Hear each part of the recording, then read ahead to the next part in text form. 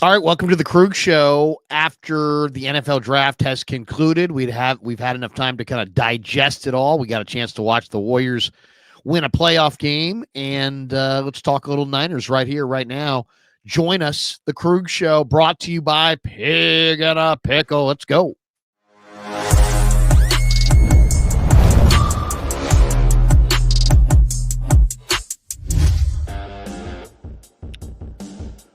Off and running Saturday night. Hope everybody's having a great April the 26th. I hope everybody had a fantastic draft day, draft weekend. Giants win today. Warriors win today. Were the Niners victorious this weekend? That is the question. We'd love to hear from you. So give us your thoughts on the chat. Did you like the draft? Did you not like the draft? Who was your favorite player drafted? Who was your least favorite player drafted? But we have to start with the news coming out of 49er land, which is not good. And that is that Malik Mustapha could miss a good chunk of the season. He's got a torn ACL, re-injured an ACL that he tore in 2022 during the season finale against the Arizona Cardinals. And he is a great young player, but he's expected to not be returning until roughly mid-season. So bad break for the 49ers. They lost Talanoa Hufanga in free agency, and now they lose Malik Mustapha, who is believed to be the replacement for Hufanga, to a torn ACL, and he's not expected to be ready for the season when it begins in September. And it sounds like, he's going to miss some good chunk of time, maybe half the year. Really, really bad break, because that's probably the 49ers' best young defensive player coming out of last year's draft, and you were hoping he was going to have a huge year, and instead he's going to have a half year. So, Kev, what'd you think of the report? He's going to miss the start of the year, and he re-injured the ACL that he tore in 2022. Nick Wagner from ESPN is speculating that it might have been on a particular play in the Arizona. I'm showing on the screen right now. Second quarter play against Arizona. Yeah. I mean, I'm showing the play right here. It doesn't seem like anything, but you know how these things are with the non-contact and the ACL injuries. Devastating loss. Obviously, the Niners found out about this a while ago. Still chose to let Talanoa Hufanga walk. They did sign, someone like Jason Pinnock, who potentially could fill in there. So that potentially gives them an option. So that's going to be another thing to watch. And it puts a little bit more interest or, question marks around the Siegel pick. Maybe that's somewhere that he can fill in the meantime. It's a really, truly a devastating loss. Malik Mustapha was the bright spot last year in an overall pretty down year for the 49ers. So it's, I'm hoping for a speedy recovery. And wishing him the best. They do seem like they have a little depth here. I mean, you've got Brown, you've got Mustapha when he gets healthy, you have Richie Grant, you sign Jason Pinnock, you still have George Odom, you have Jalen Mahoney, you still have you get Quindell Johnson, and then whatever guys you add this weekend. So it's not like they're totally, the cupboard is not bare at safety. But that's a major loss. Major loss. All right. Who'd you like in the draft? Before we get to that, let me share some of the sound from the Shanahan press conference today. There was a few, we got to hear from John and Kyle on some of the players. So I'll just play some of them and then you give me your reaction to it. First question off the bat was about the first pick from today, CJ West. And you'll realize why I accidentally said CJ Jones, because they compared him to DJ Jones. Now let me play let me see if I can find it. Here we go. Another guy to the mix in CJ. We had some departures this offseason, and we felt it was important to restock, and not just with guys. We wanted to put guys that fit our vision for what we want that room to be. And we've talked about Alfred. CJ is the same way. CJ, I think, if we're talking about him, extremely stout, sturdy, but also has the quickness and strength to play in the other team's backfield. Makes a lot of splash plays in the other team's backfield. I had the chance to watch him live this year when we went back to Ohio State. Indiana was there and made an impression in that game, but more so his film, his body of work has really stood out, and we just felt like was a really good fit, another add to the D-line we're building. Always was fond of DJ Jones. Yeah. Was there any comparisons from him between West and Jones? He actually said that in his report when, in our draft meetings. I was just looking at my notes again, and Chris said, DJ Jones comp, and so I think there are a lot of similarities, and that's a good thing for us.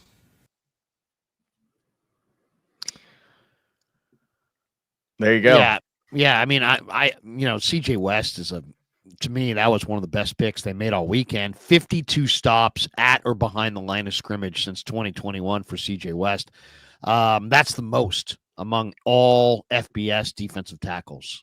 So, guy's got enormously strong hands, and he wins with his hand strength. I love it. I love his attitude.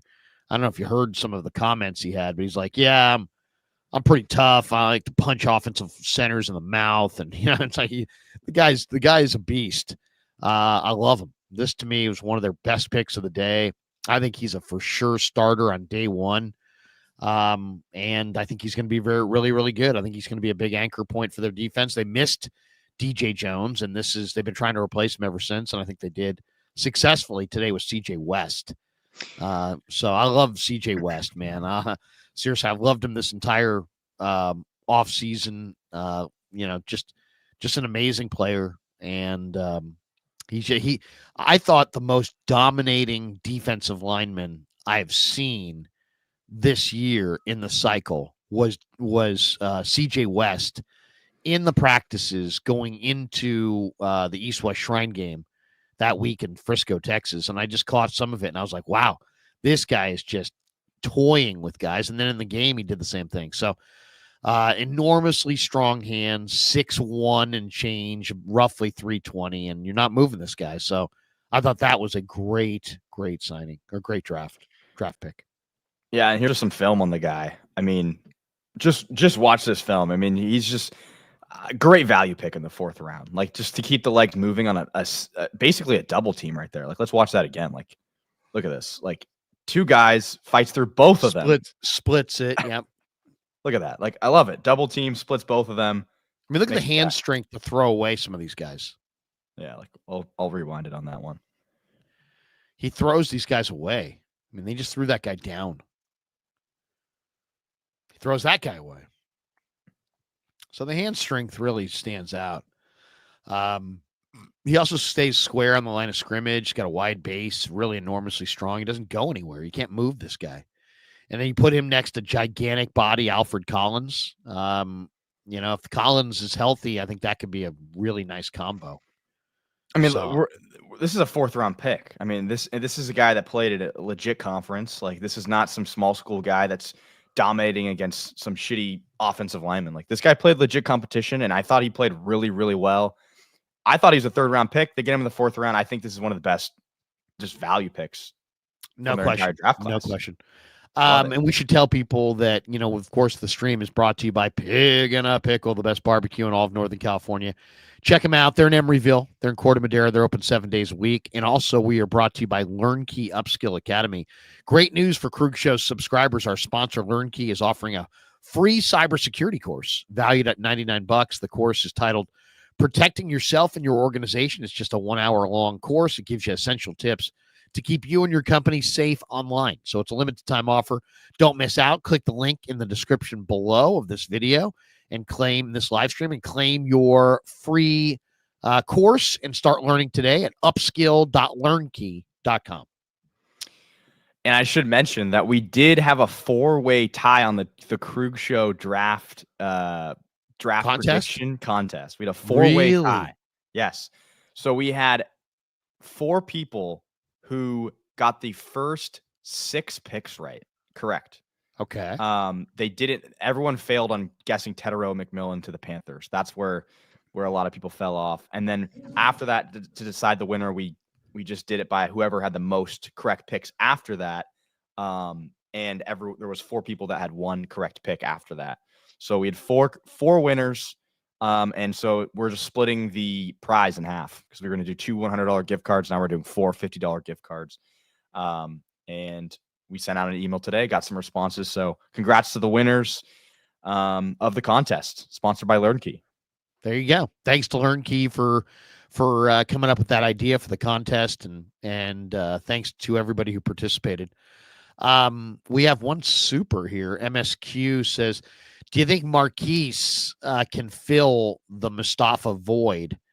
And of course, he's talking about Marquise Siegel, the free safety nickel. He's really everything. He's got 4.37 speed, and he's a former corner.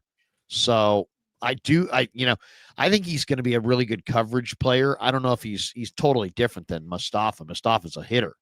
So Mustapha's like a linebacker. I mean, He's an absolute. He's an insane athlete. Like, let me just pull this up. I know, RAS. What does it mean? Whatever. The guy's an incredible athlete. 9.64 RAS score. That's incredible. 4.37 40-yard dash.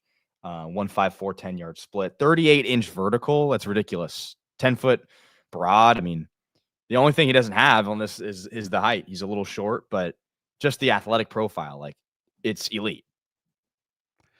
Yeah, I mean, they'll have to get through halfway through the year. Now we'll see. Do they go a veteran route, try to bring a veteran safety? Do they go with the young guys? We'll find out. I do want to keep playing. I have a few more cuts from the Shanahan Lynch stream that I want to share with you before we hop off this. Kyle was asked about your man Rourke. And he explained why he liked him. So I think it's good for you to hear what Kyle thinks of Rourke. What do you see from him? Why is he a good fit for your system? Loved his size. Love how he throws. Loved how he plays the position. Especially watching him this year. I don't think it was a coincidence how good of a year they had with the type of quarterback they had. And he did it the whole year with he had broken finger, a torn ACL, and still was really, really impressive. And we're in a situation where, getting a guy with a torn ACL, and he probably won't be cleared by training camp, but it'll be close. But, it's not an issue for us right now because, obviously with Brock and Mac and love Tanner too. So I thought it was just a very good, valuable pick for us for a guy who might not be ready for another year. Because I think he's about 7 months out because he got it done after the season. But we're in a situation we could take him, and I think he would have gone a lot higher if he was healthy. Well, there you go. I mean, you have other needs. It seemed, but they like him. I mean, yeah, it's a quarterback. They think he's tough. They think he's really accurate. He's big. He's got stature.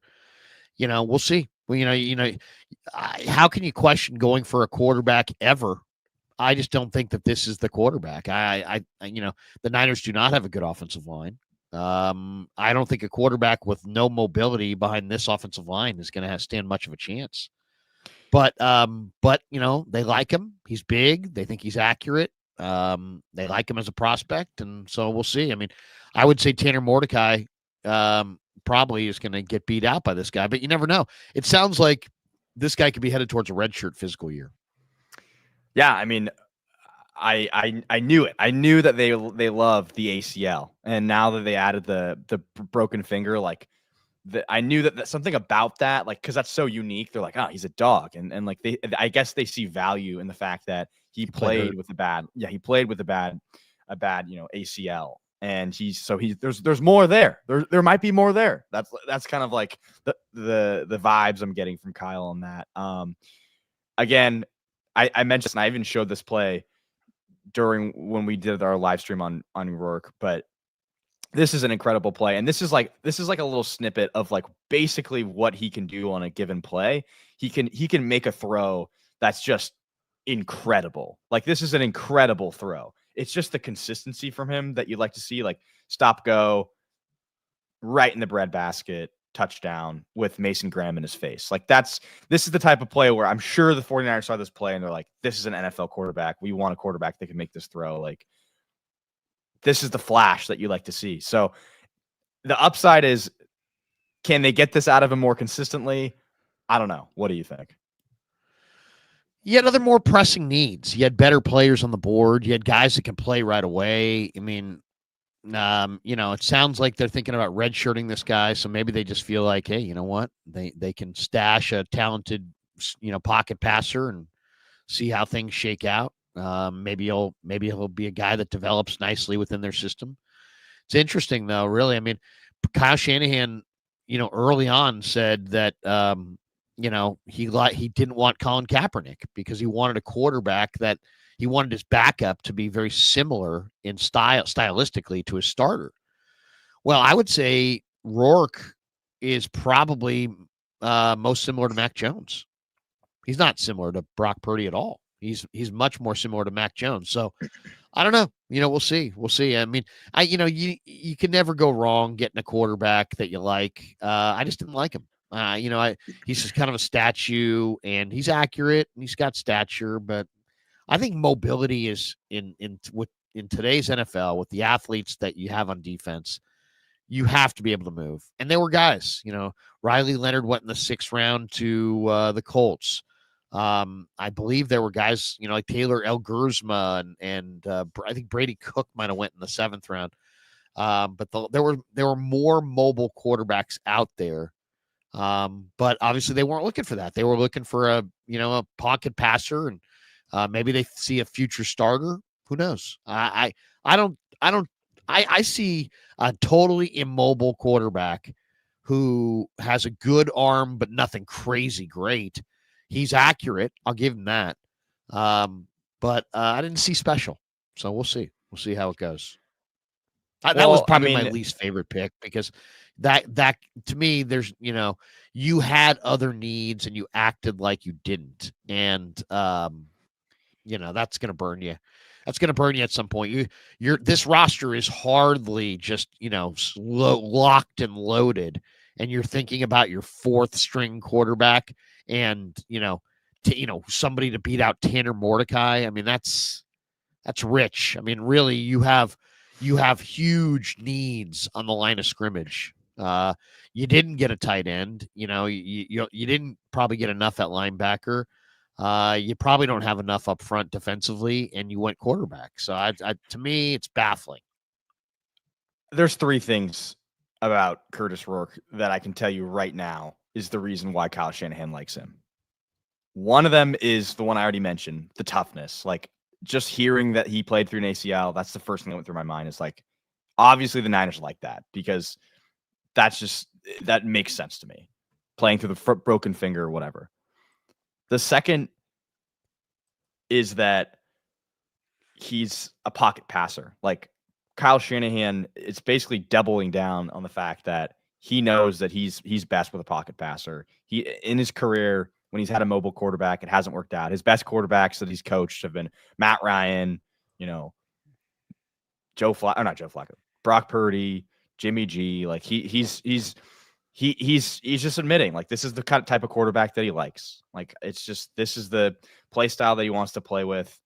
And he even said in the thing, like, the third is that he made the program better. And it's a similar thing to Brock Purdy. Like, he mentioned in the presser, like, I don't think this program would have been as good without him. So he obviously believes that this guy's elevating the program. And that's probably why they took him. Yeah. I mean, did you watch the playoffs? I mean, he wasn't very good in the playoffs. Do we need to bust out the Rourke game log and really show what the guy did in the playoffs? Actually, I'm gonna pull that up because that wasn't good in the playoffs. I mean, in the playoffs against Notre Dame, 20 of 33, 215, 2 touchdowns, 1 pick. He did have a great playoff game, or he did have a great game against Purdue, where he threw 23 of 31 for 349 and 6 touchdowns. That was a great game. He also had a great game against Michigan State, 4 touchdowns, no picks. And he had a good year. I mean, 29 touchdowns, 5 picks. But in the one playoff game, I shouldn't say he was that bad. He ran 5 times for 10 yards. He was sacked 3 times. He threw a pick. They lost the game. He threw for 215 yards. So I don't know. I mean, to me, he's a pocket quarterback who's a statue, who's got a decent arm, but nothing crazy. Nothing crazy. I not a big Rourke guy. These are his two biggest games right here. Ohio State and Notre Dame. In Ohio State, he was 8 of 18 for 68 yards, 44 completion percentage, sacked 5 times. Yeah. He rushed for negative 33 yards, probably just from getting sacked, but not very much to say there. Notre Dame playoff game. He was sacked 14 times in his last 4 games of the season. Yeah. 20 of 33, 215 yards, 60% completion, a pick, 2 touchdowns, 3 sacks. Yeah. Big kid though, this is the way you want your quarterback to look. 6'5", 230, He played great against UCLA. If you watch the UCLA tape, he looks like a monster. Yeah. But obviously, look at these teams they played. So he's one of my least favorite picks. I don't really like him.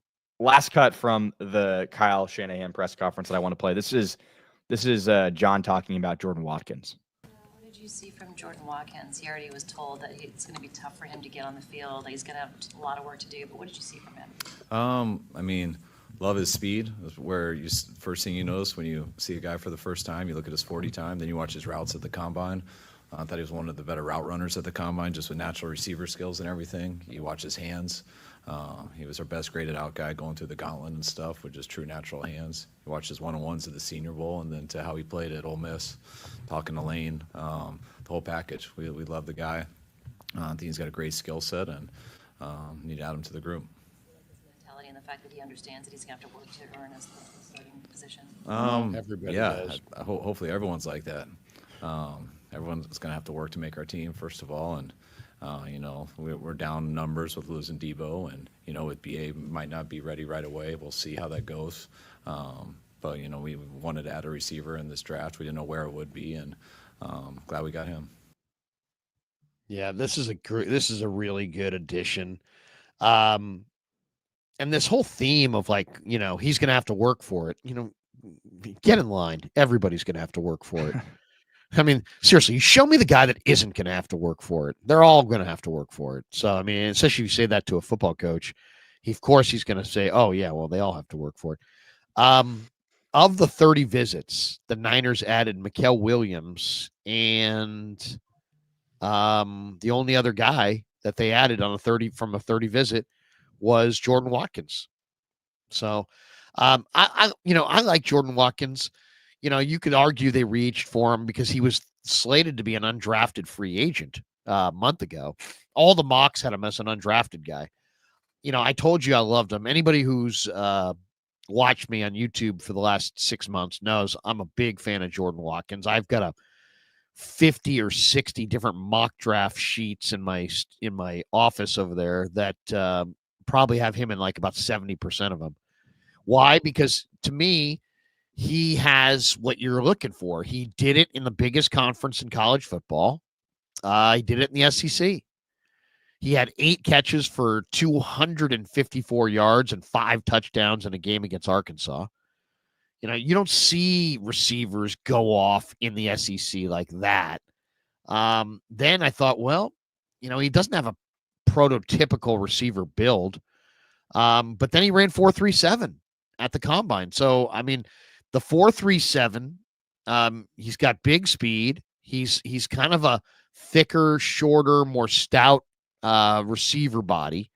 So he does kind of remind you a little bit of Debo, and I could see him doing some of those Debo routes around the line of scrimmage, but he also has vertical. He's got the vertical speed to get deep.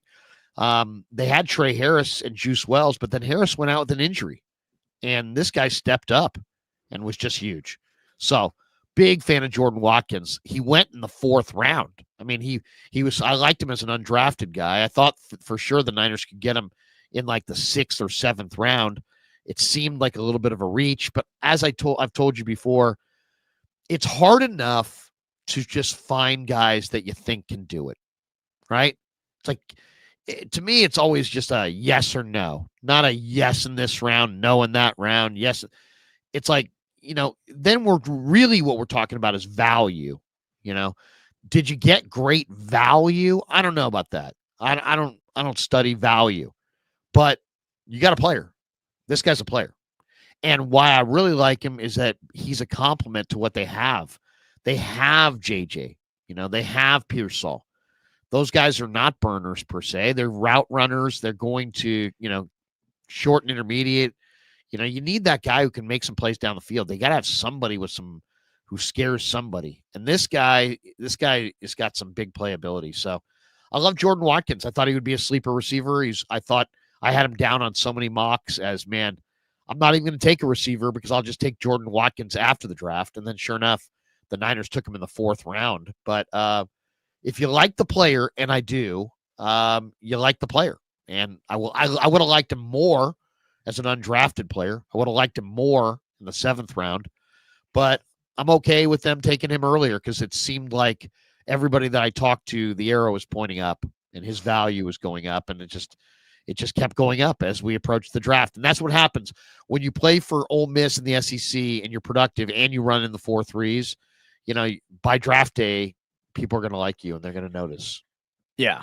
And I might be, I might be guilty of oversimplifying things sometimes, but sometimes it really is just that simple. And for Jordan Watkins and the Niners, like, the fit is really just that simple. I think it's just strong hands, good at catching the football, and he's really, really fast. And the Niners needed someone like that really, really bad because they've been needing a fast receiver.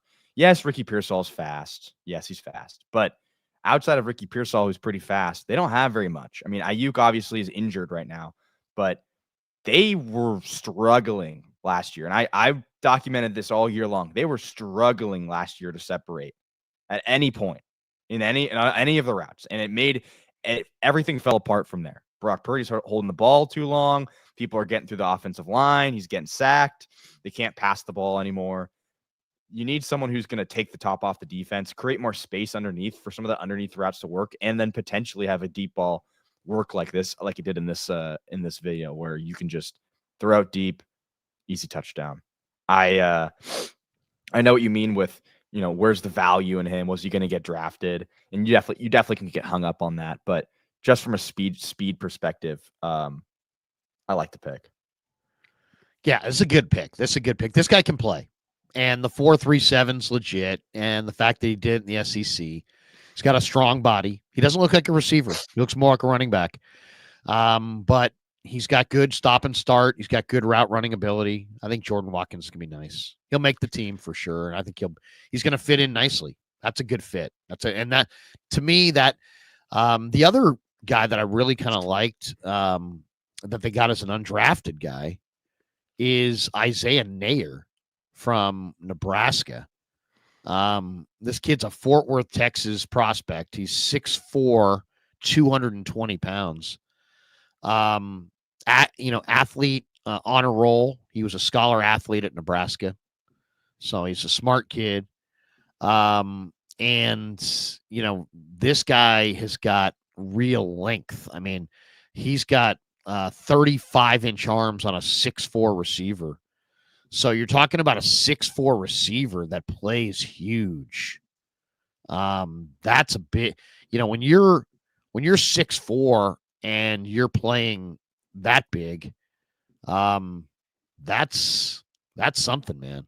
That's something. So I'm a real fan of this guy. He had his 40-yard dash is 4.4. His 10-yard split is 1.51. He has a 38-inch vertical and an 11.1 broad jump. So, I mean, think about that. You got a guy who's 6'4", 220. He runs in the 4.4s. He's got a 38-inch vertical. I mean, so he's got a gigantic wingspan. And he's got, 4.4 speed on a big body, really good quickness speed. at 1.15, 110-yard split and 38-inch vertical. Led the team with 5 receiving touchdowns, played in 12 games with 9 starts. I'm eager to see Isaiah Nair. He is going to be something to watch. You don't see that many big receivers who can run like that. He ran 4.4 flat, I believe. 4.4 flat. I'm looking at it right now. NFL Network. His first run was 4.43, and his second one was 4.41. So 4.41, that's 6'4", 220. And then you mix in 35-inch arms and nearly 40-inch vertical. I mean, this guy's like throwing it to a skyscraper. I mean, if you're Brock Purdy, I like the sound of that. I got a 6'4" receiver that led his team in touchdowns, and he's got just massively long arms, 35-inch arms, and he's got 38-inch vertical. I mean, this guy gets way up. He's already 6'4". This sounds like a really intriguing developmental receiver. So I'm looking forward to watching Isaiah Nair from Nebraska this summer, because that means those things together, those numbers together are impressive. They really are. I have a guy that I know I said I already liked him earlier in the day, but I want to hit it again because I think that the Niners potentially got a really good back in Jordan James. And I know that we may not agree on this. I know you don't dislike the guy, but you're not as high on him as I am. I watched his game against Ohio State. Maybe the best defense in college football last year, probably the best team definitely the best team in college football. And I just think that what they say about him is true. Like you said, no nonsense runner. Like he gets what is blocked for him. I found it. This is a stat from Dane Brugler. 36.5% of his carries this year went for a first down or a touchdown. That's second in the FBS. That's really good. And if you watch the game, the game started off with a terribly blocked play by Oregon, and he cut it back and made something out of it. Now, did you see what Brugler said too? He's like, he has the talent to quickly ascend to the top of a team's running back depth chart and stay there. It's pretty good. No, I think this is the perfect guy for, maybe not the perfect guy, but this is the guy that they like. They like guys like this. They want a guy who's going to get what they block for him. And his testing is just meh. It's not like horrendous, but it's just meh. But the tape says otherwise. I think this guy is strong, makes good cuts. He's great. He has great vision, and I think he's going to excel on this team. Now, obviously, Christian McCaffrey's the lead back, but this guy, I think will be a very efficient back for the 49ers. There's a lot to like there. I'll tell you, I kind of like Corey Kiner. Our buddy James Foster said there are a few running backs in this class who are technically average, undersized, but run with power of a 235-pound back, like a Jar. And he says Jarquez Hunter, Kyle Monangi. He says Corey Kiner has probably the biggest discrepancy between his weight and how big he plays. Just absurd power and contact balance at 208 pounds. So, yeah, the more I watch Corey Kiner, who was signed by the 49ers as an undrafted free agent, the more I love him. First of all, this was a great player in high school, right? Great. We're talking about Mr. Ohio, the Ohio Mr. Football. He went to Roger Bacon High School in Cincinnati. And this guy did then. So he transfers back and finishes up at Cincinnati. He became one of the greatest running backs in the history of Bearcat football. I mean, it's amazing. The guy was a backup in 2022. He then started 24 consecutive games as Cincinnati's bell cow back the last 2 years. He's just the 5th Cincinnati running back with consecutive 1,000-yard rushing seasons. He had 2,562 career rushing yards at Cincinnati. That's 8th in school history. He's got 13 100-yard games. That ranks 5th. He's going to be remembered, they say, for his fearsome running style and ability to break tackles. This guy, he had 80 forced missed tackles this year alone. That ranked 4th in the nation for the season. Yeah. So, I mean, this guy breaks tackles. He's powerful. This guy, as a freshman, earned reps as a true freshman at LSU. So, great player in high school. You know, one of the people around him love this kid. The athletic director, Steve Rossi, at his high school said, I think what I'll remember most about Corey's high school career is the humility he has always shown. He is a yes, sir, no, sir person. Very polite and down to earth, but extremely focused and determined. So, I mean, very impressive runner. And if you saw the film that James Foster put out, I mean, the contact balance is awesome. Really awesome. Missed forced tackles this year in college football. Number 1 in the country, Ashton Genty. He forced 125. Number 2 in the country, Cam Scattaboo, forced 82. Tied with Cam Scattaboo for number 2 in the country, Corey Kiner with 82. It's pretty damn good. Elusive rating, which is a PFF grade, right? Number 1 in the country, Ashton Genty. Number 2 in the country, elusive rating, PFF, Corey Kiner. So, this guy, his avoided tackle rate, you know, in this class, I was looking at the avoided tackle rate leaders from the running backs in this draft class. And Genty, 39.5%. Number 2, Bashul Tootin, 36.6%. Number 3, Cam Scattaboo, 34.5%. And number 4 in all of college football, Corey Kiner, 34.1%. So I love the violence. I love the base. To me, this guy's got the perfect running back dimensions. You say, what's a good running back size? I think the perfect size is 5'9", 215. And that's roughly what he is. He's like 5'9" and change, 212, 213. He's right around 5'9", 215.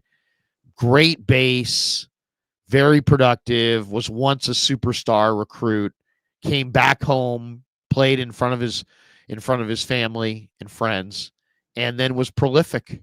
And this guy is a really, really tough guy to bring down. And to me, Corey Kiner after the draft, watch Corey Kiner this summer. He's gonna be good. He's gonna be good. I almost guarantee you Corey Kiner is gonna be pretty good. Corey Kiner, like I did a little bit. I looked a little bit at him after the draft. I had watched him previously too, but got the feeling that he was an undrafted guy, so I didn't watch a ton of him. But truly has everything that you want in a running back in terms of vision, strength, cutting, decision making, contact balance. I mean, what else is there? Like, what am I forgetting? Creativity. I don't know. Being able to catch body lean. Ball, body lean. Exactly. Yeah, the only thing he doesn't have is NFL athleticism. Unfortunately, he just doesn't have speed. He's slow. He's 4.57. His shuttle was 16 point, or his shuttle was 17th percentile. His 10-yard split with 21st percentile. So I don't know. Have long speed. There's backs in the NFL. There's backs in the NFL that don't have elite speed. They don't have elite stuff like that. But this guy has a lot of the other stuff. So it's going to be interesting. I'm really interested to see. I mean, the guy did it in college. The guy did it in the ACC. The guy did it for Cincinnati and whatever Conference USA or Big 12. He was 6th. He finished 6th in the Big 12 in rushing. He averaged 96.1 rushing yards per game. He had rushing yards in a single season in Cincinnati history. This guy's a really productive guy. I'm not as concerned about the lack of deep speed because, yeah, he's not a home run hitter, but that's what you got a Garendo for. That's what you got a Cowing for. This guy's is more of a, between the tackles, keep it rolling, but I can't wait to see him this summer. I bet you he's going to be pretty decent. Yeah, I'm excited about it. Okay. Is there anybody? The other one I'm really excited about. Connor I have Colby. one more too, so you go first. I have Connor one more Colby. player. I'm really excited about Connor Colby. Why? Okay, Because Connor Colby is, 50 starts at Iowa, and I watch a lot of Iowa. I really do. They're just a fun team to watch. The games are always low scoring. Their quarterback play is atrocious. They've set offensive football back decades, but but you know what? Their offensive, first of all, their players on both sides of the ball, awesomely coached, really well coached, especially on the offensive line. And this guy has had a lot of success playing for them. I mean, he's 6'6", he's 310, he's got 10-inch hands, 5.11 40-yard dash is a good number. 178 on the 10-yard split's a good number. This to me is a good college football player. This guy played in 14 games with 11 starts as a freshman. Okay, as a freshman in 2021, started 13 games as a sophomore, 6 at right tackle, final 7 at left guard. 2023 he was third team All Big Ten, played in 14 games, 13 starts, all at right guard. This year, first team All Big Ten, started all 13 games at right guard. 4-year starter at Iowa, 50 games under his belt. I'm giving this guy a 55% chance of unseating Ben Bartch as the starting left guard. 55? Yeah, I'm going to say it's not 50-50. I'll give him a little bit more than a 50-50 shot. I think. I was thinking more like 57 or 58, but. Yeah, well. But yeah, no, durable player, though, and he knows how to play, and he played at a really high level, and he's a run-blocking menace. This guy, he's not a great pass protector, but he is a very good run blocker. And I just don't know. Time for the Niners to run the ball. It's time for the Niners to power the ball a little bit. And you put this guy at left guard. I think the Niners in back-to-back years are going to be enormously successful drafting offensive linemen. Last year, they got Dom Pooney. This year, everybody's ripping him. You didn't draft an O-lineman. You didn't draft an O-lineman until super late. You drafted a quarterback before you drafted an O-lineman. None of it matters if your day 3 Iowa offensive lineman steps into your starting lineup and is an immediate force. I think there's a very good chance he could do it. I think there's a 10% chance that happens. I think that you're right in that he's a good run defender, but I just think that the Niners are going to need a more complete offensive guard to start on day 1. And I think Bartch is just better right now. I mean, I think that you're right in saying that there's probably there's probably 100% chance that he probably plays at some point this year. Like Bartch, I wouldn't be surprised at all if Bartch, gets to tweak something at some point this year and this guy has to step in, him or Zakel.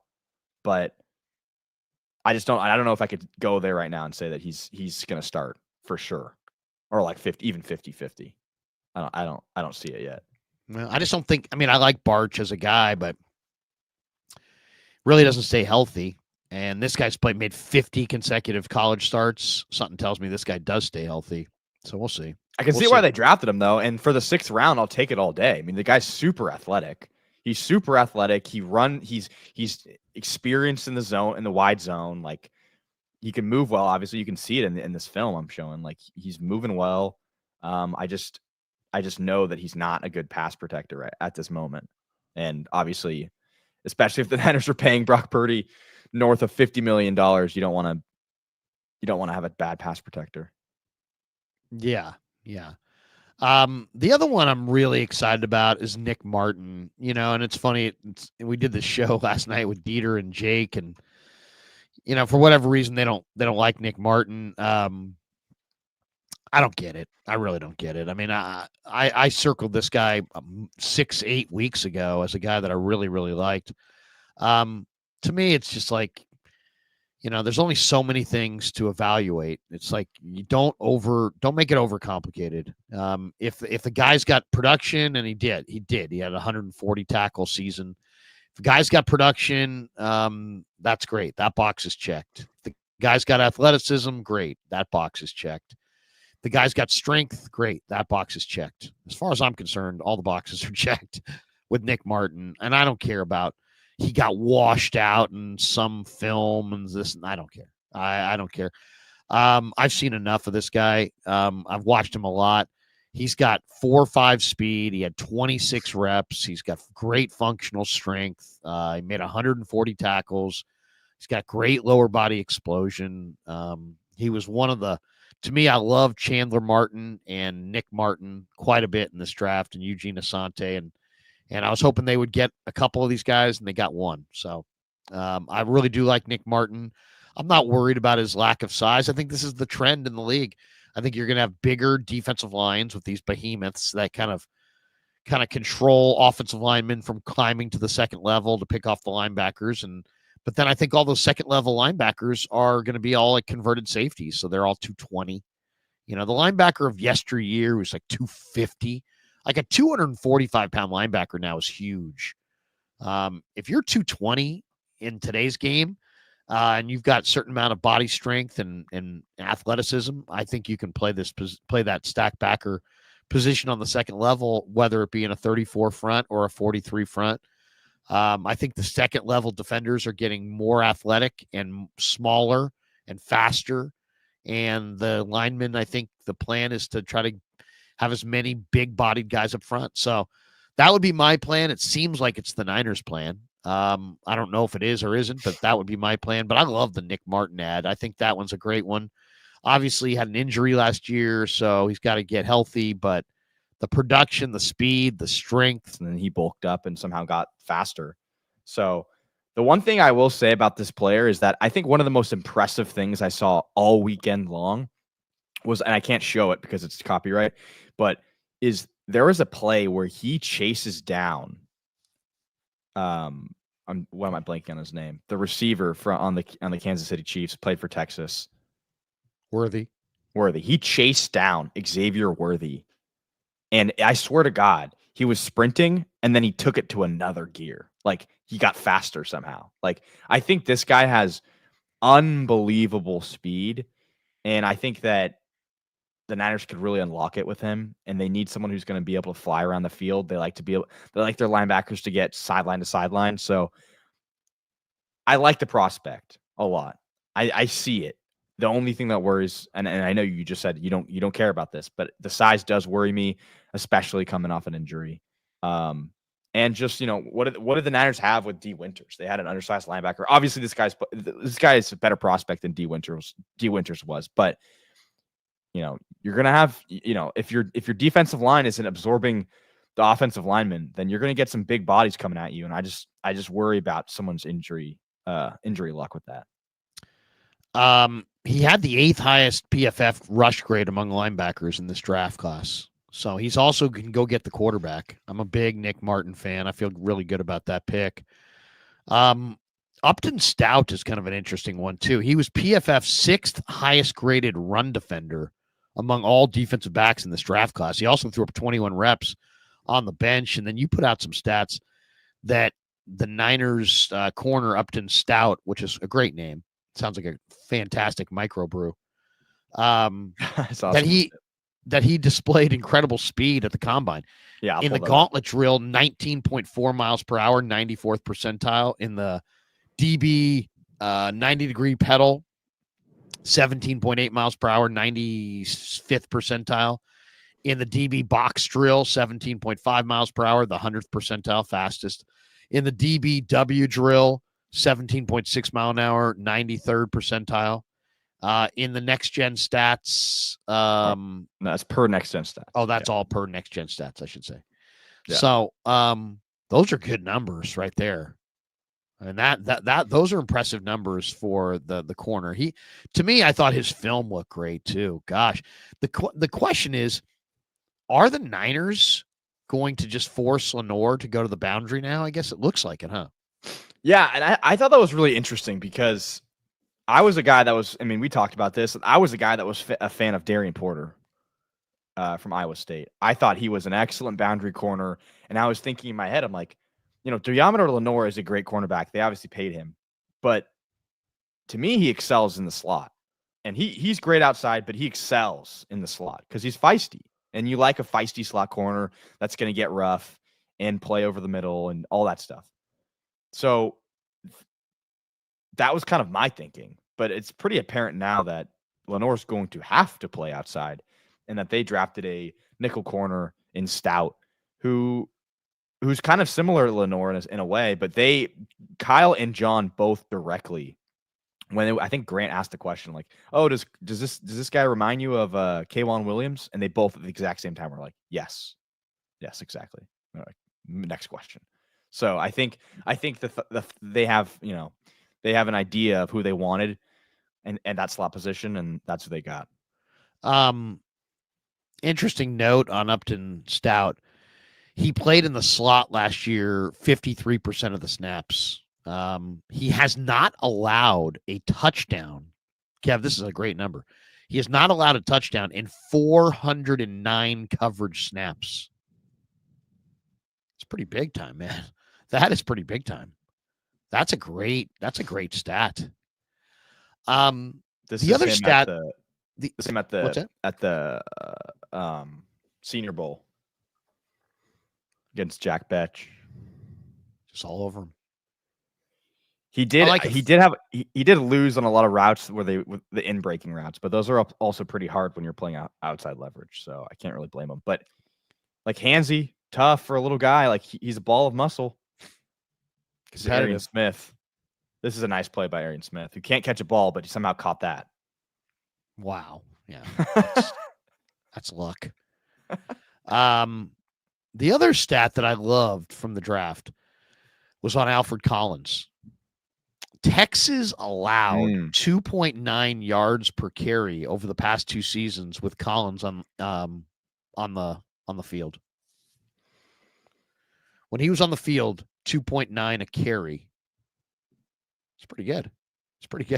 Actually, I downloaded some film I want to show on Alfred Collins. Just get your opinion on him. But this is from the Football Scout on YouTube. But here's some of his.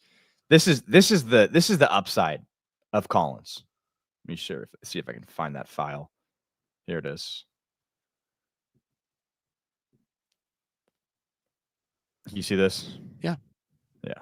Like, I think he's a monster, and you're going to see it. Like, he just has an incredible frame, and I think that he's going to be a great 49er. He's one of my favorite picks. Where's he lined up over the nose? Yeah, he's right here. Where? I'll back it up. See the box? There you go. Okay.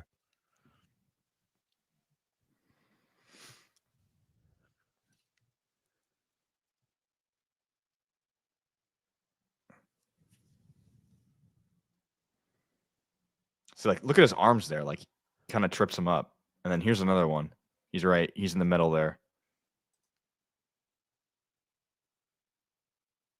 Dives at the guy. Like, he plays through the tackle. I mean, I think we both can admit here, if this guy fulfills all of his potential, this is the pick this weekend. Yeah. More so than Mikel Williams. Watch this more one. so than any of these other guys. If this guy plays to his full potential, you're talking about a gigantic interior war daddy, long arms, long legs, pass rusher, batting down passes. I mean, he could be a freaking force in nature. What's he's 6'5" and what 320? Is that 332? 332. This is a 6'5", 332 nose tackle, and look how he moves in this play. Look at the tech. Like, look at this. Let it go full speed. I mean, it's really more impressive when you see him jump it quickly. Let me see if I can. It's just slowed down, but look at this. Swipe over. Like 63. Jared Wilson, right? Or no, that's Fairchild. Like a guy that big, and he can just duck over. Well, he played well in this game too. He played monster in this game, and then makes the play. Yeah, look at that. That's how you draw it up right there. I like the fact that he stays square, but he also can get skinny through the hole. Now he just threw that guy away. Got to have strong hands. This guy's a big time war daddy with great length. It's just a matter of can he stay healthy, because he's got long legs, and those are sometimes hard to keep. It's hard to keep guys off your long legs. But this guy's athleticism and power. I mean, to me, I would have gone with some of the other tackles just because I thought they were safer. But there's no doubt that this guy's talent is awesome. I mean, he's got awesome talent. He's a huge, rangy Chris Jones-like guy. I mean, he could be a gigantic war daddy inside. And 35-inch arms. I mean, this guy, right? He has the right body. Like he has the right body for this, where it's like you love him as a run defender. He has incredible strength, like we talked about, like shedding blocks, recognizing plays, making tackles. Like he has all of that. It's just as a pass rusher right now, he hasn't been consistent enough, but he's shown enough to me where I think that he's 100% can get better. And like you said, Chris Jones. I mean, this guy's like, this is your Chris Jones build. And I love this pick because I think that this is the pick, like you said, this is the pick that could be a superstar potentially. I think this guy has superstar potential. Like he could potentially, if everything goes right, this guy could potentially be one of the best defense tackles in the NFL. Like that's not a crazy thing to say because he has the measurables for it. You're muted.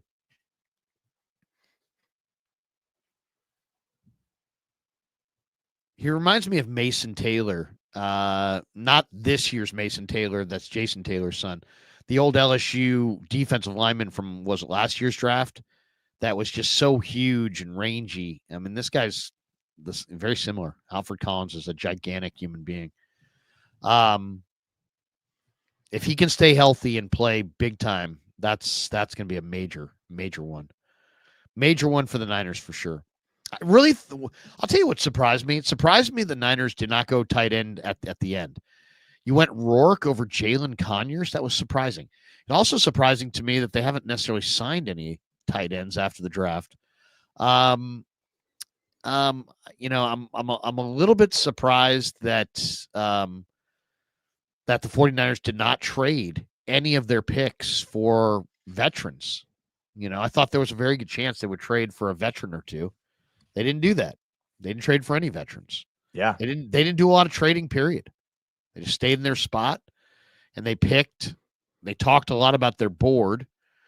The only thing I heard was that they were looking to trade up at some points. Right. Which seemed like the opposite of what we thought they were going to do. Kind of a reach. Some of these picks were kind of reaches. Let's be completely honest. What did you think of this kid, Bergen from Montana? Good morning, cup of Java said, Bergen was a great wide receiver pickup. Dude's the real deal. Go watch his tape. I saw his tape. So this is I see a return guy who runs in the 4.5s. Here's the thing. I don't know I don't think he's going to be a receiver. And the reason why I say that is not because of anything he showed on tape, but when John and Kyle were asked about it during the press conference, they asked him, "Oh, what do you think of what were your thoughts on Bergen?" Kyle, I forget who said it. Either Kyle or John said, "Yeah, our special teams guys love him. Like they're Montana State fans, whatever." And they checked him out. They told us we had to draft him. So they're obviously evaluating him strictly as a special teamer. Obviously, I mean, maybe he'll play wide receiver, but I just think that it's funny that he mentioned our special team scouts. So that just kind of solidifies he's probably a return specialist, which he was very good at. But yeah, I don't know. There's a certain skill that goes with returning. Some guys have it, some guys don't, but it's not a good start when you're not really fast, So Mr. Swedgen says Dieter is meh on James. Okay. There you go. We got Brian Canning who says, Larry, what college did that wide receiver go to again? I need to see his highlights. Which guys are you talking about? Jordan Watkins, maybe? Maybe Ole Miss or Nebraska, maybe from for the other guy. Naylor is his name? Nair. Oh, he went to Nebraska. Yeah. It's been a long day on the Krug show. I don't think this might be a record. I think we've done 7 live streams today. You're muted. You're muted. We're probably going to call it right here. We're going for an hour. But ultimately, I would say, it was an interesting draft. I still think there's potential for them to get a couple undrafted guys that are better than the guys they've gotten. Somebody said Willie Lampkin went to the Rams. Is that true? Oh, gosh, really, that would be a bummer. We got Mr. Swedge, and Dieter gets an idea in his head, then it turns to cement. He has strong feelings. He has strong feelings, but whatever. I mean, that's just the way it is. That's why he's good to stream with. Let's see. I think he did go to the Rams. Yeah. This guy says, Zav Fournette, you're obsessed with the Miners, Larry. Get a life. The Miners? The Niners. The Niners. I'm obsessed That's with the Niners. funny. That's so funny to me. Dude, all you talk about is the Niners, bro. Like, oh my God. Andre Garibay. Larry, you like the undrafted offensive guard. Okay, so that's an interesting one too. That is Drew Moss, who's from Richardson, Texas, 6'4", 300-pounder, all Mountain West second team this year. He was honorable mention last year. 3-year starter on the offensive line. I like that. Team captain. I like that. 2-time academic all-district honoree. I like that. Athletic family. There's no question I like that as well. Both parents competed collegiately at Rice in sports. Mom was a swimmer. Dad played football. So, yeah, he's interesting. I haven't studied his film.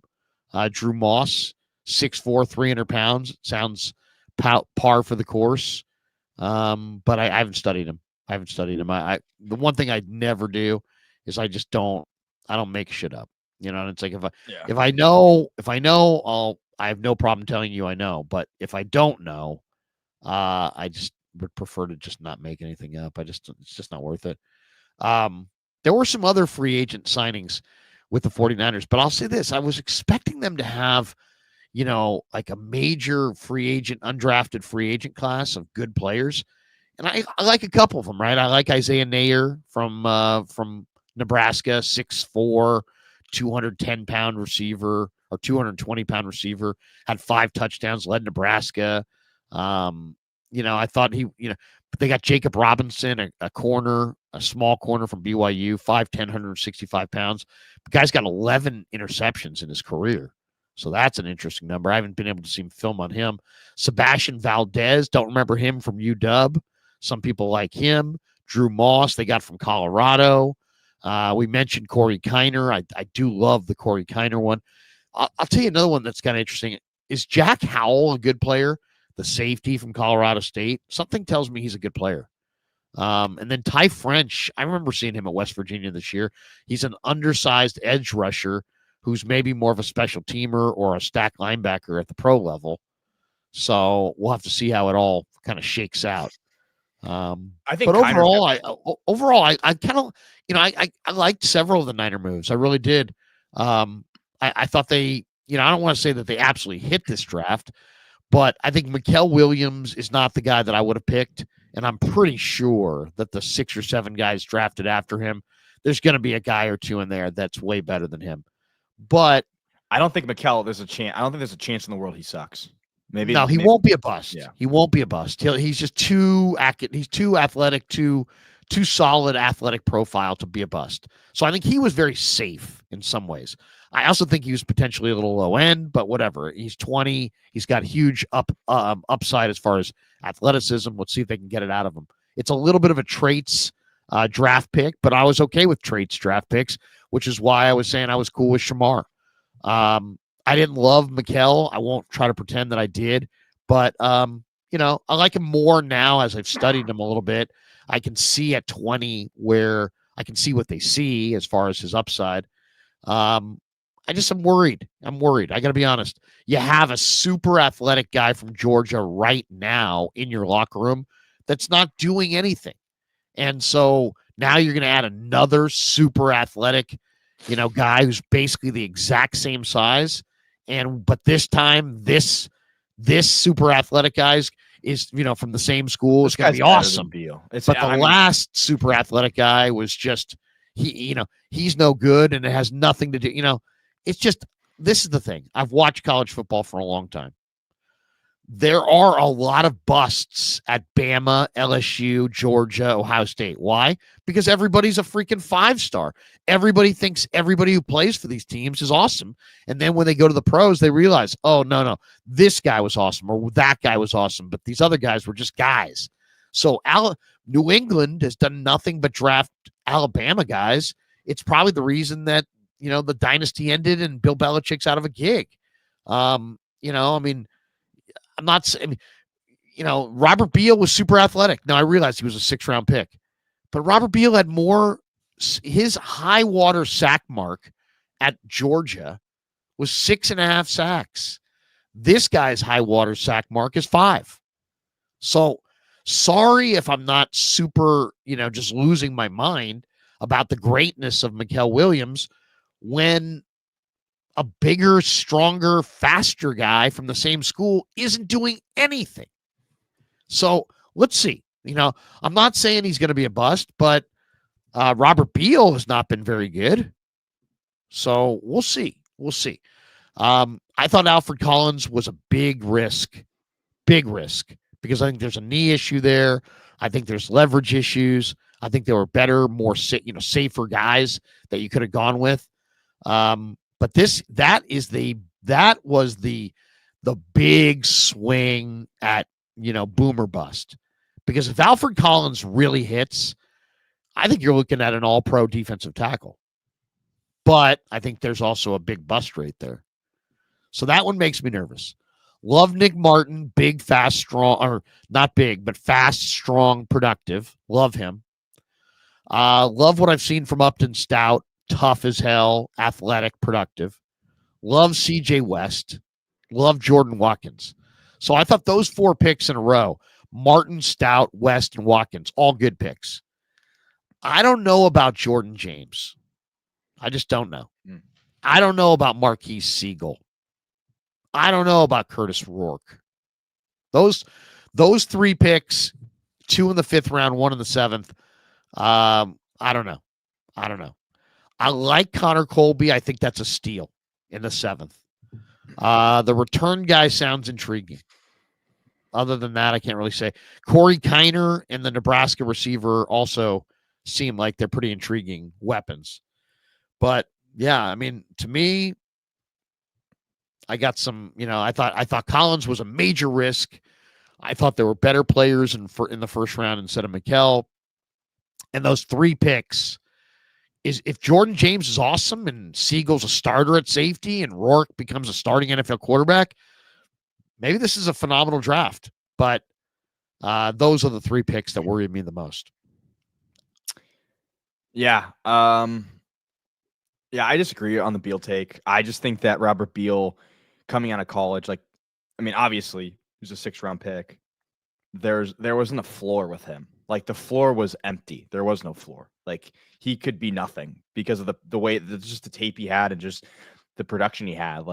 He didn't really show anything that would make you think that he was going to be a good NFL player. I think with Mikael, he's shown that he can set the edge, and he's shown that he's a good run defender, and he's shown that he has the strength to play at the NFL level. I think that he's shown a lot more than you're giving him credit for.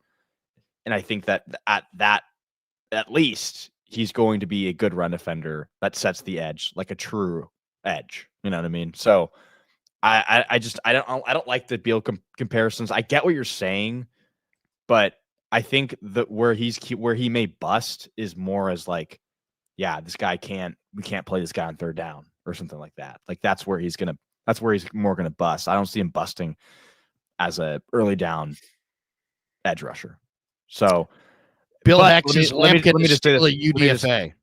Really? Maybe they'll get him. Let me just say this.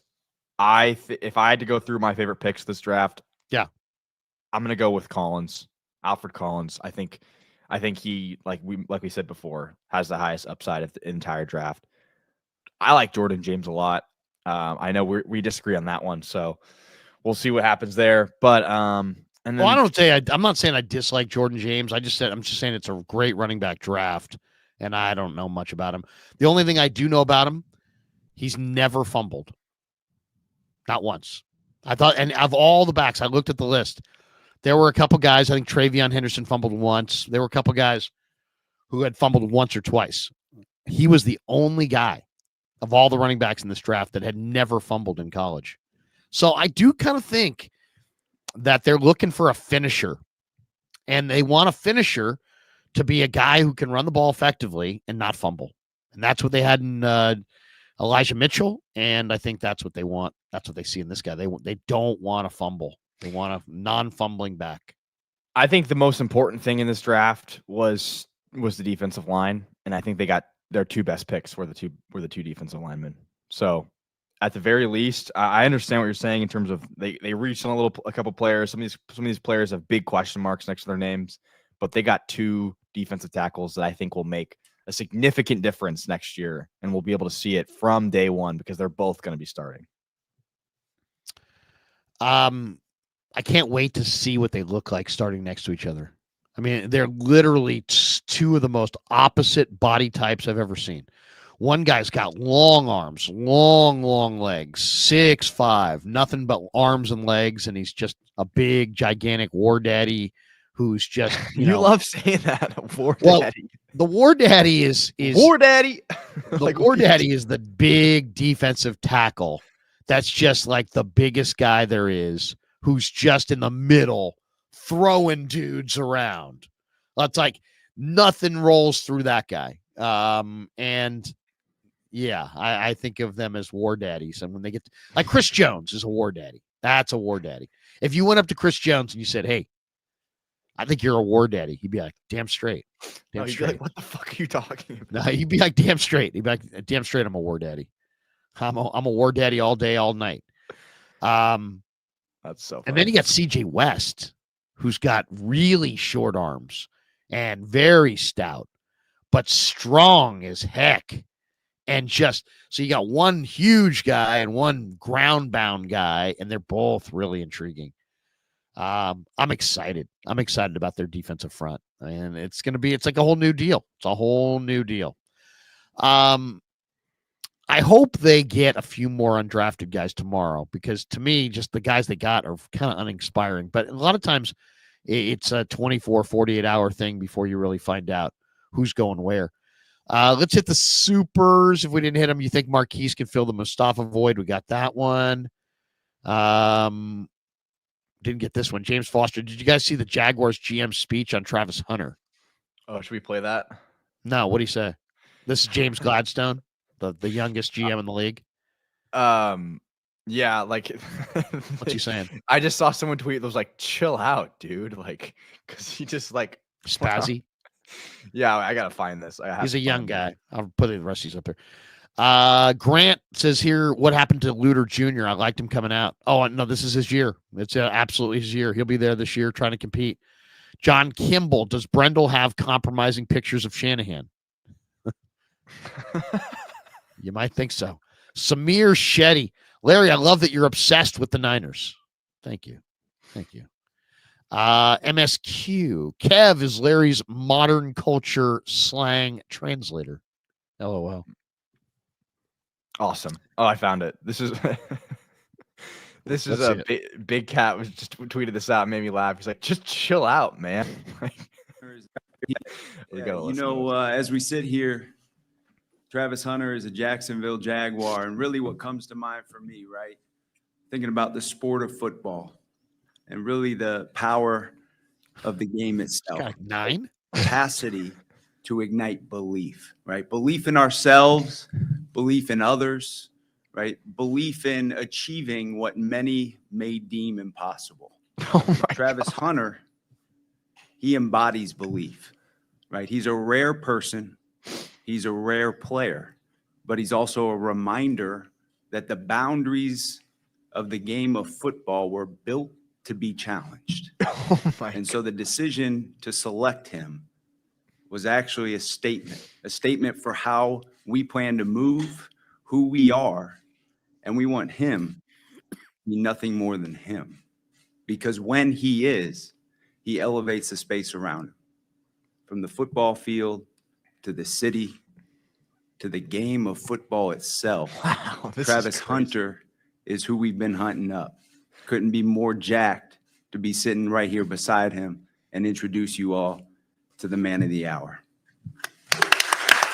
Jesus, man. That's that's incredible. Dude, what a fucking dork. He's not like only that, it's like, well, you're so extra, dude. You're so extra. And it's like you're super extra and you're probably not going to shave until like 2027. You know what I mean? It's like you look, that guy looks like he parked his skateboard in the hallway. I mean, I just think it's so that's funny. easily the youngest looking executive in the country by any sport. That guy, if you put that guy on the news and said, James Gladstone, a sophomore at Northgate High School in Walnut Creek, nobody would say anything. Yeah, but and same goes for me, though. So they would say nothing. They'd be like, oh, yeah, I saw him. He was a sophomore. I saw him on the news. He was a sophomore from Northgate High School. That guy's the general manager of the team, and he looks like, I mean, that guy can't buy a Natty Light without getting carded. I just think it's funny because it's Niner Nation. Skateboarding is dope, Larry. Thank you. It's like I used to skateboard when I was 14. That's the speech you give when you just traded away so many picks for this guy. Yeah. It's like that's the introduction you give when that's a big pat. He's patting himself on the back too. Yeah. It's like, I am a forward thinker. I see football as football is going to evolve into. I don't see football as these old dinosaurs see the way it used to be. I represent the future. It just got so deep. Whatever, bro. You're in Jacksonville. You're not winning anything ever, most likely. Joshua Blevins. Larry's fucking cooking. Thank you. Thank you, Joshua. Trock Talks. Dude's a virgin. Not great. Now we're questioning James Gladstone's ability to find female companionship. All right. On that note, let's see. Wait a second. Do we have a couple more supers here? We might have gotten all of them. I'm obsessed with the Niners. I don't think we got this. Wait a second. We didn't have this one. MSQ, young Jacksonville executive and Browns quarterback controversy, draft day 2014. What's he talking about? Is he talking about the movie? I don't know. The Browns did draft Shedeur Sanders. So their quarterback room is now Kenny Pickett, Shedeur Sanders, Joe Flacco. Who else? Well, that was the other major story of the weekend. I mean, what's Stephen A. Smith? What Stephen A. Next time you're going to go give a big, speech, have a point. What's his point? The NFL looks so bad. Why? Because a quarterback thought he was going higher than he was? And then what's the big disaster? He's going to be in somebody's camp. He's got a chance to make the roster. I think Shedeur, I said it months ago. Shedeur Sanders is not a good quarterback prospect.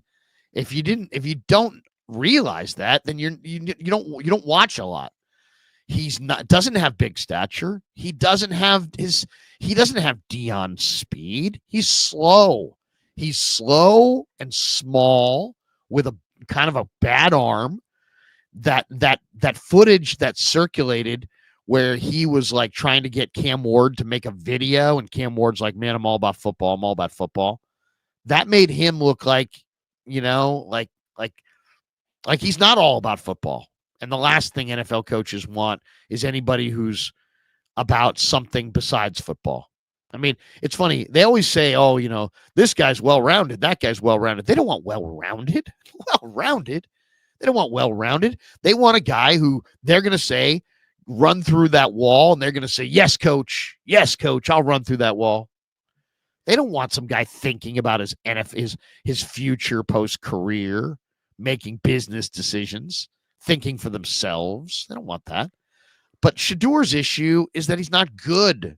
I mean, it's like, and those stats that he had, does anybody watch him in the bowl game? He was atrocious. They were atrocious. He only had the best receiver in all of college football. He threw short constantly. He doesn't have a good arm. He does like 5 to 10 things that are just categorically wrong. And he's small. Yeah, I mean, to me, it's not surprising at all that he did not go on day 1 or day 2. We got into this, this happens all the time in these down years. I can remember it. It happened in the Stafford Mark Sanchez year. I worked for Sirius XM. I was doing a draft show. The 2 best quarterbacks were Stafford and Sanchez. People talked about them that year like they were 1 and 1A, like they were literally like, well, if you don't get Stafford, you get Sanchez. Well, I may not get Sanchez or I may not get Stafford, but at least I'm going to get there. And I said it at the time. I said Mark Sanchez is just a dude. He's just a guy who SC's program and talent made look really, really good. Stafford is a once in a 20-year, awesome thrower of the football. So the Stafford and Sanchez and Stafford, it was Stafford and Sanchez. So this year, all these people, Cam Ward, Shedeur, Sanders, who's going to go first? I'm like, what? Are you guys watching any of these games? Cam Ward for sure was the better quarterback. And went first, went 1-1. And Shedeur went when? What round did Shedeur go in? 4th? 5th? To the Browns? Yeah. So, I mean, whatever. I don't get it. I don't get it. It's like, and then people showing one highlight, it's like, look at this. And nobody's drafting him. It's like one highlight. I can show one highlight of Trey Lance. So what? I mean, I got one highlight of every. I can find a highlight of every shitbird in the entire league. Every horrible quarterback in the league, I can find a highlight and tweet it out tonight and go, "What? Look at this! This guy's freaking amazing. John Wofford is terrific." No. So Shug is a million times better thrower of the football. Now, I don't like Shug, but if you're just talking about developmental quarterback, one guy's 6'5", has huge hands and throws rockets all over the place. And the other guy's 6'1" and change. And you know what? Mel Kiper embarrassed himself. He really did, because he made himself the story of the draft coverage. Mel, you're Mr. Draft, but you weren't the story. You misgraded that guy. You compared him to Joe Montana. He's not Joe Montana. Joe Montana? Come on.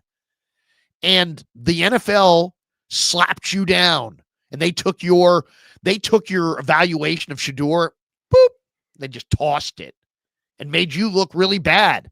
And instead of just tucking your tail like you should have, he sat there and filibustered through the weekend about Shedeur, turning it into this gigantic controversy and somehow influencing morons like Stephen A. Smith to go off on it like there's some smoking gun.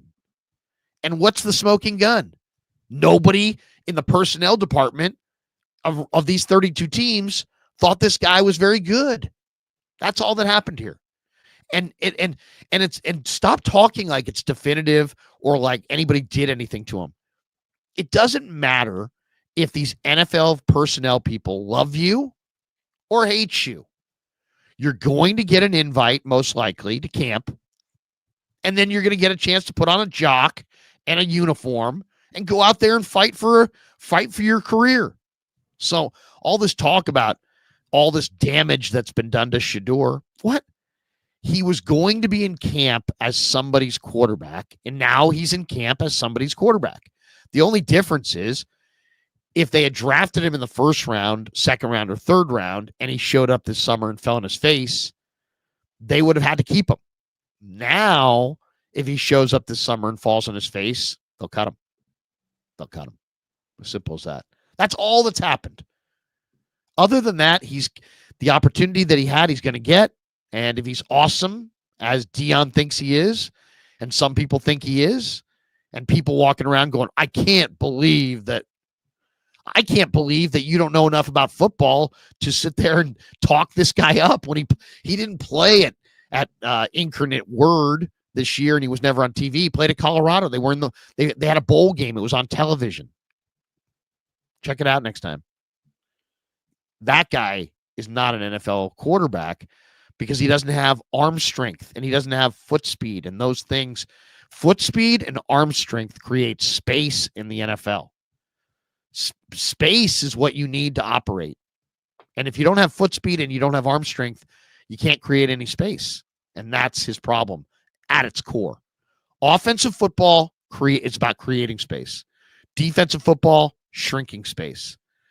Quarterbacks can create space if they got a gun or if they have awesome mobility. And if they have both, they can create a ton of space, which is why people were so intrigued by Anthony Richardson and also why they're super intrigued by Jalen Milroe.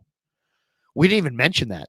What did you think of where the quarterbacks went? Well, I was going to give my take on the Shedeur situation. Yeah, go ahead. Yeah, I think I have a theory on this. And obviously only the NFL teams know truly how the interviews went because everyone's saying everything. Like, oh, the interviews were terrible. And then people are saying that's, it's a lie. So, I mean, I'm not even going to speculate because we just don't know. My guess is, and I think the most logical explanation to some of this is that there are only certain teams that needed a starting quarterback. Obviously, the Tennessee Titans needed a starting quarterback, and they got Cam Ward. The New York Giants needed a starting quarterback, and they obviously decided that Jackson Dart was a better quarterback than Shedeur Sanders. That's just that. They made that decision. They traded up for a quarterback. They got one. The next quarterback needy team was the Saints. And that's the one that really started to surprise people because they went with Tyler Shugg.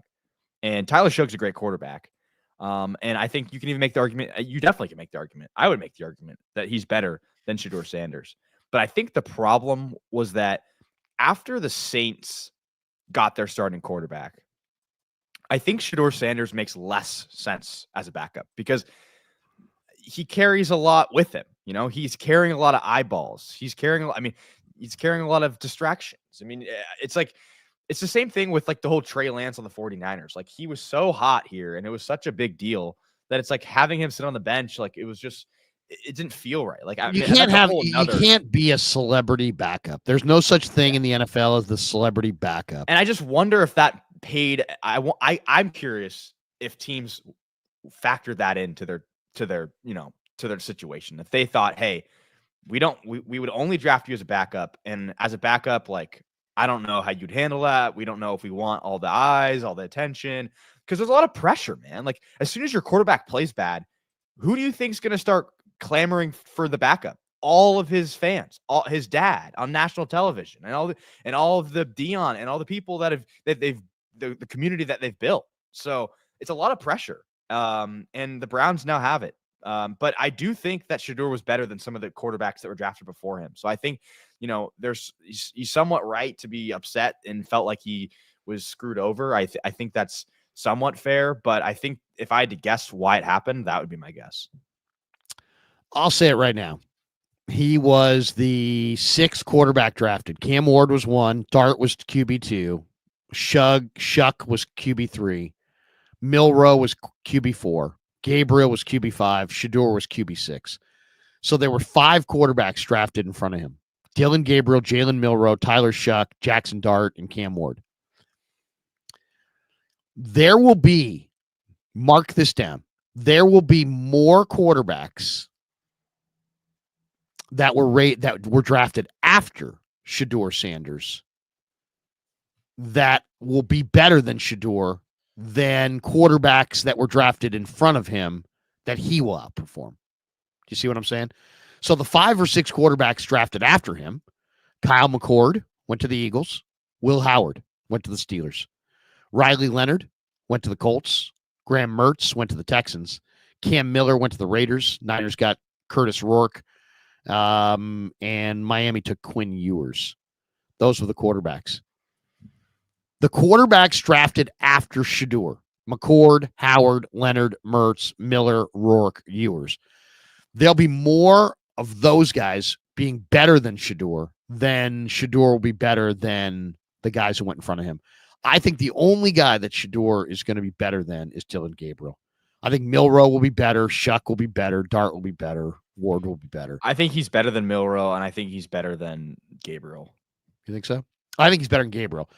Milroe is really interesting. Milroe went to Seattle. Milroe runs in the 4.3s and has a gun and is an incredibly great kid. And he's going to a situation where he doesn't have to play. So he's got a way better arm than Shedeur, and he's way, way, way faster. So his ability to create space, as I just talked about, is quite a bit greater. But I hear you. You don't believe in Milroe. I understand why Milroe is so intriguing. Because 4.3 speed and his kind of arm strength, some of the throws he's made. I mean, I could understand if Shedeur were Milroe, that people would have said, "Oh yeah, dude, you got to have Shedeur." Why? Because if a guy's got great, I mean, like Anthony Richardson, there's still, I bet you, if we had all 32 NFL personnel directors here right now and they could speak openly and without concern of what the public would say, I bet you there's a lot of guys around the league that still have interest in Anthony Richardson. Why? Because he's 6'4", 240, and he runs 4.4. So he's got that physical skill set that's off the freaking charts. And Milroe's got a little bit of that as well, man. He's got a very strong body. He's 220, and he runs 4 in the 4.3s, and he can throw lasers. Now he looks terrible at the Senior Bowl, and he needs lots of development. There's no question. But Milroe's got a skill set on him. And so does Shuck, and so does Dart, and so does Cam. And that's why they all went in front of Shedeur. But, yeah, I think everybody's focusing right now on Shedeur should have gone higher. But 5 years from now, you're going to see those quarterbacks behind him, and you're going to be like, oh, Shedeur actually went in front of some pretty good quarterbacks that outplayed him. I think the free fall happened as soon as he wasn't a starting quarterback. I think this would have been a non-issue if for some reason, he had a great interview with the Saints. The Saints liked him. They drafted him in the second round. We never talk about this ever again. I just think as soon as the Saints fill their quarterback need, no one's jumping the gun for a super popular, super polarizing backup. That's just kind of how it works. Yep, there's no question. Nobody wants. Here's the. I'm going to share the screen to show you this. This is what I'm talking about as far as this little blip, the blurb that people think might have been the reason that Shedeur was not drafted when Cam Ward was. Come on, bro, let's make a song. Let's drop for him, Riskiest. I play football. Here we go. Football. I play football. You ain't got no hobbies outside of that? I play football. That's the only thing I want people to know me as, football players. When they search up Cam Wood, they say American football. A lot of people feel like, that kind of showed that, Cam was real serious and this guy wasn't. I'd love to hear what happened in those team meetings, and I'm sure we're going to find out because Schefter is going to pull some strings and get some info. It's going to happen. Alex Barbado says, here's a donation. We also have this one from Alex. Brady was his mentor, and Brady passed on him. That's all you needed to know. Yeah, that's a good one right there, too. The teams that had done the work that were passing repeatedly. And, there was a lot of talk that Mike Tomlin loved Shedeur. Remember the lead up to the draft, and I said it 4 or 5 times because I heard it at least that many times. Mike Tomlin loved Shedeur. It was a lie. It's obviously a lie. He passed on him multiple times. All right, that's going to do it for us. Man, what a busy Saturday. We got up early. We did a bunch of videos. I hope you guys enjoyed the content. Tomorrow It's on been the an Krug all-time Show, day. it's been an all-timer. Tomorrow on the Krug Show. By the way, most views of any 49er content creator on draft day. Right here. Correct, Kev? I don't know. I probably. I mean, maybe with the shorts, we did a lot of views. We got a lot of views. Got a lot of views today. A lot of views. We were streaming every few minutes, so it's hard not to get a lot of views. Tomorrow we have a busy Sunday. Steph Sanchez is going to be by, and we'll get her thoughts on the draft for the Niners. And then we're also hoping to catch up tomorrow with the great Jordan Elliott. And we're probably going to have a couple live streams tomorrow, one with me and Jordan Elliott, one with me and Steph Sanchez, talking more about these picks. And I'm really eager to see what they both have to say about what the Niners got done in the draft. So, and then Monday on the radio at 6 o'clock, I'll be back on KMBR. We'll have our Niners Nightly, and we'll break it all down from the weekend that was. So, Kev, I'll give you the final word. It's been a long day. You got anything you want to add? Anything you want to impart? Yes. Check out the social medias. I've been grinding today, putting out some social media content. You can check it out on our YouTube channel as well. But I'd appreciate the follow on Instagram. I'd appreciate you guys giving us a subscribe and rating on podcasts, whatever podcast app you use, whether that's Spotify or Apple Music, or not Apple Music, Apple Podcasts. And yeah, thanks for watching the show today, guys. We had tons of views today. We did tons of work today. I'm exhausted. I haven't slept in a few days. I'm hoping we sleep in, both of us sleep in tomorrow, but then get right back to it. 2 streams tomorrow, Mega Sunday. So I'm excited. There you go. Larry, Jason Coelho, Larry is shot. Thank you. Good morning, Cup of Java. Hit that like button for Larry. Yeah, hit like and subscribe, everybody. Thank you. Thank you very much. This guy says I'm totally wrong. Larry, you're totally wrong about the Sander kid. Okay, we'll find out. Been wrong before. What else? There was one more in here I was going to go with, but I don't see it. Favorite comment of the day. I saw a comment this morning that says Larry and Kev, but Kev's blazed. I'm like, what? Like, it was like 9 o'clock in the morning. I'm like, what? There you go. We got this one from SJ Braveheart. Larry is on one. Yeah, it's been a long day. It's been a long day for sure. Good day though. Warriors won. Giants won. The draft came and went. We got this one as well. Sorry, Larry, but I hope Shedeur becomes successful. Oh no, okay. I do too. I mean, it would be better. It would be good copy for the NFL if he became successful. All right, that's going to do it for us. Thanks to all of you. Have a great night. Thanks for all the supers. Hit like and subscribe on your way out the door. For Kev, I'm Larry. Have a great night. We'll see you tomorrow with more Krug Show brought to you by Pig and a Pickle. Yeah, never met a man I've been scared of. Careful, you